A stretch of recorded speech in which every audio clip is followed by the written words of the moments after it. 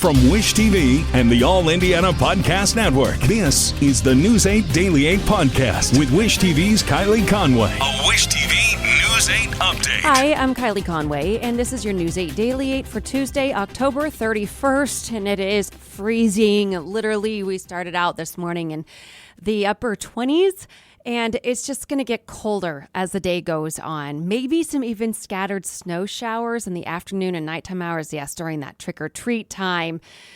It's going to be miserable. Probably highs in the 30s. It's going to feel in the 20s because we're going to have some wind chills, 20 to 30 miles per hour at times. So you're going to have to bundle up the kiddos and yourself as you chaperone going around. Our Swim Track 8 team also says it's worth noting that tonight could be awfully close to record cold lows for this day. The forecasted low for Indy on Tuesday night is 28, and the record is 24 from 1988 and 1925. All right, today the man accused of the Delphi murders is due in court with his new attorneys. The hearing comes on the heels of a new request to the Indiana Supreme Court. Today's hearing is set to begin at 9 a.m. His new attorneys want the Allen County judge to unseal more than 100 documents in the docket. Talking about Richard Allen here. It includes a theory that the killings of two young girls were part of a ritualistic sacrifice. Allen faces 2 counts of murder in the 2017 deaths of Abby Williams and Libby German. The two were found dead near the Monon High Bridge. Richard Allen's new attorneys, the third to represent him at this point, filed the court documents with the state's highest court yesterday. In the 22-page brief, they argue the Carroll County prosecutor violated Indiana's open records rules for court proceedings. Attorney Maggie Smith says this is one of the most high-profile cases the state has ever seen.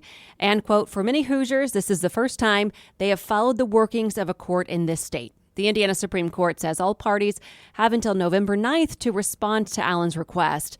Allen's original lawyers have asked the judge to step down or be removed, accusing her of coercing them into withdrawing. Allen has always also requested those lawyers remain on his case. IT-Mate is sharing a plea from police as they try to solve the mass shooting at a weekend Halloween party. Officers say they found at least 6 guns and multiple shell casings at the scene. Investigators are asking anyone who has stayed quiet to come forward. There were several hundred people there. Somebody saw something. Somebody recorded something on their cell phone. Media is getting stories about what occurred, and they're asking us things that we don't even know. So I'm begging you to come forward with information. The shooting left a 16-year-old girl dead and 9 other people hurt. Police have not announced any arrests. And the party was in an event space on 65th Street. This morning, we've learned a little bit more about the woman who says she's who rented it out. News 8 obtained a social media post from Takaya Indy Skincare. It's since been removed, but it did say Takaya says that she rents out several spaces in the same parking lot there, typically used for professional beauty services. She claims she rented out the space to another person who had security and did not allow anyone in who was underage. Takaya says a different party got shut down. Then some of those underage partygoers decided to relocate to a space they were not permitted to be in. Takaya also says the shooter was wearing a ski mask and was not allowed in, and that's when he opened fire. She says the building's owner now wants her to leave. News 8 called a number for the building's owner. Whoever answered the phone declined to comment. IMPD says a fight outside an East Side home led to a shooting, leaving a woman critically wounded. It happened on 16th Street near Emerson at about 10:45 last night. Police say the woman got into a fight with a man, and he shot her in the neck as she went inside. Officers say the suspect is still at large. They've not released a description or any details about the victim.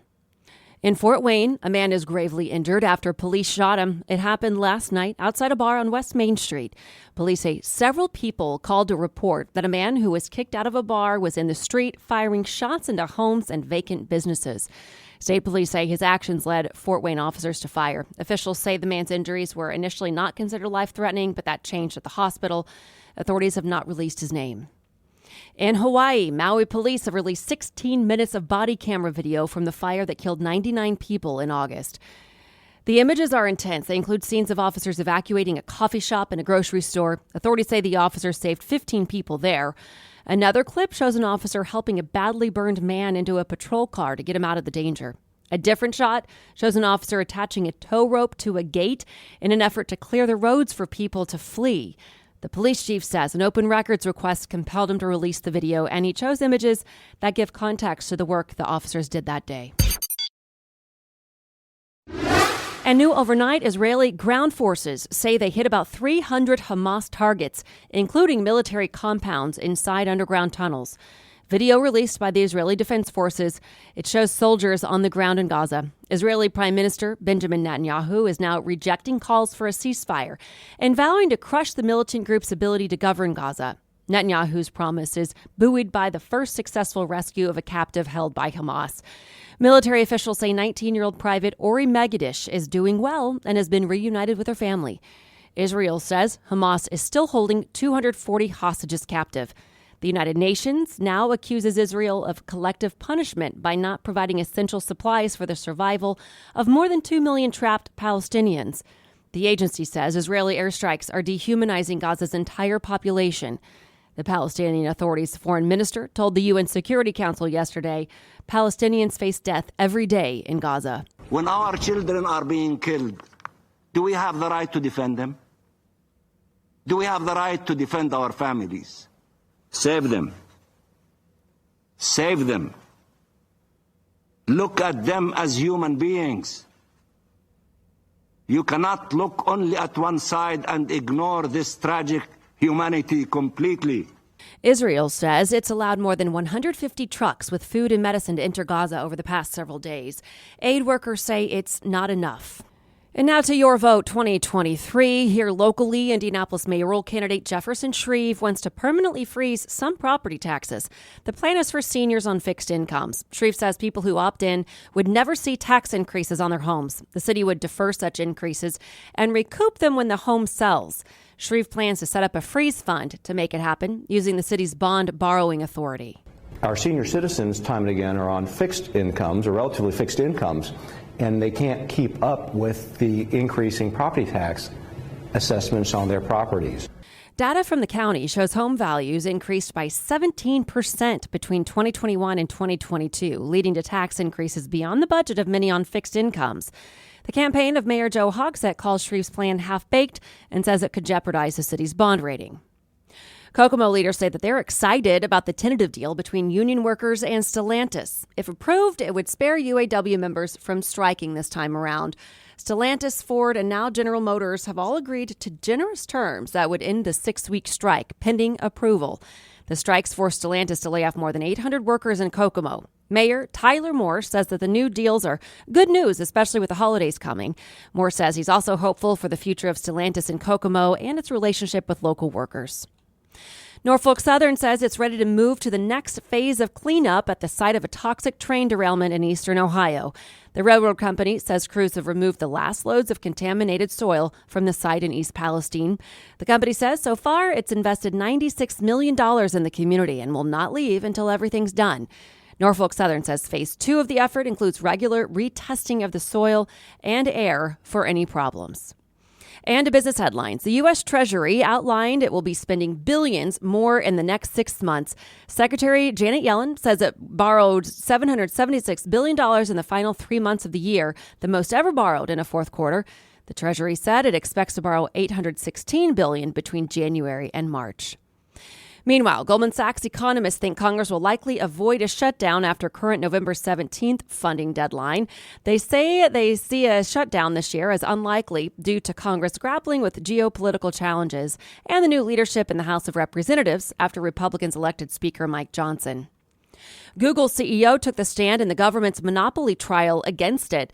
Sundar Pichai says that it has paid billions to other industry giants like Apple and Samsung. He said to make sure that Google's internet search engine worked as well as it should on those companies' devices. He says Google has improved the web for all users, but the government thinks Google controls too much of internet advertising. Southwest Airlines is bracing itself for a fine from the U.S. government for last year's operational meltdown over Christmas. More than 16,000 flights were canceled over the holiday. Southwest said it was notified last week by the U.S. Department of Transportation because the agency had determined that it had failed to provide adequate customer service assistance, prompt flight status notifications, and proper and prompt refunds, making a penalty warranted. Okay, talking about spenders and savers now. Apparently, spenders are happier with their life, but savers are wiser. The poll of 2,000 American shoppers from Citizens Pay and one poll found 56% of Americans consider themselves to be spenders, splurging for things they really want, while 34% identified themselves as savers, who won't shop until what they want goes on sale or becomes a necessity.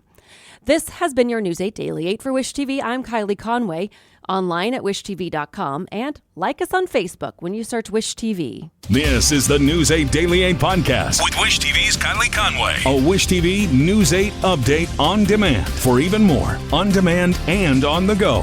Connect with Wish TV on Facebook at wishtv.com and on the free Wish TV mobile app. Thank you for listening, and be sure to like, subscribe, and follow this podcast for updates every weekday morning on the All Indiana Podcast Network and wherever you get your podcast.